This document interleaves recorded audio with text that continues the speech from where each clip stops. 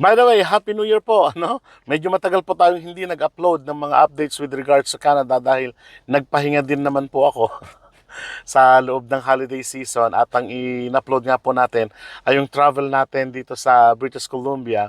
At gusto ko lang pong i-share sa inyo ito, ibahagi yung aming karanasan going to British Columbia and Alberta. Although sabi ko nga sa inyo, every year ay halos lumalabas yung family namin. So yan po muna, nag-holiday po muna kami at nag-stay po muna kami ng mga ilang araw doon and then balik din dito sa Saskatchewan, ano. At dito nga holiday season naman, medyo inirelax ko muna yung aking sarili para magkaroon nun po ako siyempre ng family time. At balik na nga po tayo dito sa ating regular na usapan with regards to Canadian immigration and Canadian updates sa mga dapat nating malaman, ano. So, sa pagpapatuloy po natin, para po sa mga nagtatanong kung anong recruitment agency ang tumulong sa amin nung nandun pa lang kami sa Pilipinas at tinalakad namin yung aming papers kasama ko ang aking may bahay, ay ang Mercan. In the sense na hindi po kami yung lumapit sa kanila o kaya naman hindi namin sila binayaran, but instead ay ginawa namin silang kumbaga jumping board po namin para kami ay makapagpatuloy. Sa katunayan, in application perspective po ay hindi po talaga kami gumamit ng recruitment agencies. Sinabi ko lang po na Mercan dahil sila po yung may website during the time that was like 7-10 years ago na complete yung kanilang details doon sa pag-a-apply sa Canada. At sila yung may details yung siyempre tayo mga Filipino po, ano, kung kapag nag-apply tayo, tinitignan natin ano ba yung mga requirements, ano ba yung mga dapat na i-prepare na mga dokumento, something like that. Yun po ang ibig natin sabihin, no? Kaya ginawa kong basihan yung website po ng Mercan. Dahil kung matatandaan niyo po doon sa vlog natin noong nakaraan ay sila po yung isa sa kumbaga pinagpasahan namin ng aking mga uncle na kung matatandaan niyo yung kwento ko about sa Alberta, di po ba, doon sa Ollie Mill. Doon po kami nagpasa ng aming requirements during that time. And then after, sabi ko nga 10 years, binalikan ko yung kanilang website at mas detailed na yung kanilang, siyempre, updated na after 10 years ba naman.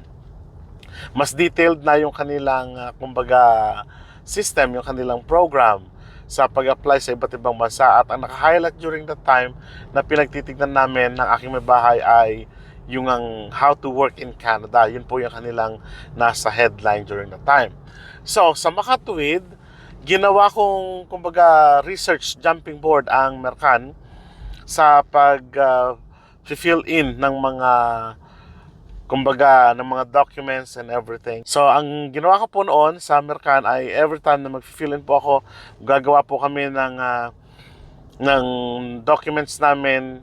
I made sure na talagang tinitignan ko yung website ng Mercan. Thankfully, may Mercan during that time kasi alam mo yung NBI clearance, kung kailan dapat i-submit, yung marriage contract, something like that, ano ba, yung photocopy lang ba, may mga ganong kopya po sila noon, may mga ganong tips po sila noon. So, ganun po ang ginawa namin sa application namin. At ang katotohanan po niyan, kami lang pong mag-asawa ang gumawa ng papers namin with the help, of course, of our cousin and yung mga tao nakapalibot sa amin, like yung mga lawyers na mga kaibigan din natin. Siyempre, nagkumonsulta din po kami. Napakayaman po ng immigration website. Ang dati, CIC pa lang ang tawag, no? Citizenship Immigration Canada. At ngayon na nga ay IRCC, no? So, yun na ang karaniwang tawag. Pero CIC is okay pa rin naman. At doon po kami pumase sa lahat ng information na kailangan natin kunin sa pag-apply natin dito sa Canada. Always complete po yun. Always na nandun po yung mga details on how to apply dito sa pagpunta o pagpaprocess po ninyo ng papers dito sa Canada.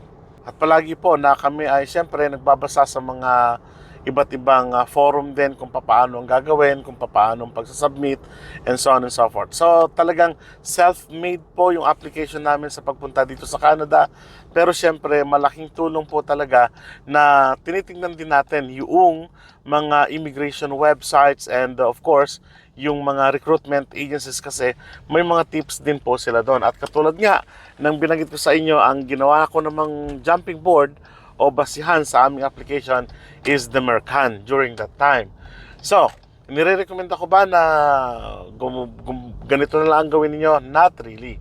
I-widen niyo po yung inyong pagre-research sa mga iba't ibang websites. Mas ngayon, lalo na ngayon, mas maraming mga tips and mas maraming mga kumbaga learnings kayong makukuha sa iba't ibang website dito sa ganitong platform, ano? Especially YouTube, sa mga ganitong channel na nagbibigay ng tips. Sabi ko nga, nung mga panahon na yon, wala kakaunti yung mga nagva-vlog about Immigration Canada. Ang alam ko noon ay bago kami pupunta, nanonood din ako, pero karaniwan noon mga taga-Europe, mga Ukrainian, ganon, yung mga nag-vlog about Canada. Pero more on life in Canada. May mga Filipino din, life in Canada and America, something like that. Pero wala, very limited yung nagbibigay ng information about immigrating in Canada. So, parang ganon, no? At sa mga panahon na yon, talagang medyo babasahin mo lahat ng details, no? So kung hindi ka sure, ang ano pa nga namin, application pa nga po namin, ano, during na kami DIY, yung ginagawa namin noon, do it yourself na application. Papers pa yun. No, sasabit namin sa embahada ng Canada sa Manila, and then kapag may bago gusto silang balikan o gusto silang i-submit namin o kulang, naka-red mark yon na tinatype nila, and then ibabalik sa amin kung ano pa yung kulang sa amin. So ganun po yung sistema ng application namin nun, which is mas madali na ngayon kasi usually ay online na po yung pag-apply and yung pagbibigay ng information about yourself in submitting your application to Canada. So, ganun lang po kasimple. Ang pinaka-core po ng usapan natin ngayon ay magbasa at magbasa. Make a research. So, napakahalaga na spread po ninyo yung inyong kaalaman sa application po ninyo para hindi po masayang yung application ninyo papunta dito sa Canada, no? Although, sabi natin, ayokong simulan yung taon natin na yung mga badges, siguro sa susunod na yon, no, na pag-usapan natin. But ang mahalaga dito ay kung walang immigration consultant, kung walang immigration lawyer, kung walang recruitment agency, hindi ka na ba makakapunta ng Canada? That is wrong po na notion, no? Kahit na sarili mo lang ang gumawa o kayo mag-asawa, ikaw mismo ang gumawa ng papers mo, you can 100% come in Canada kahit na wala kang tulong mula doon sa immigration consultants o kung wala kang help from other people na tao, no? So ganun po ang ibig sabihin nun.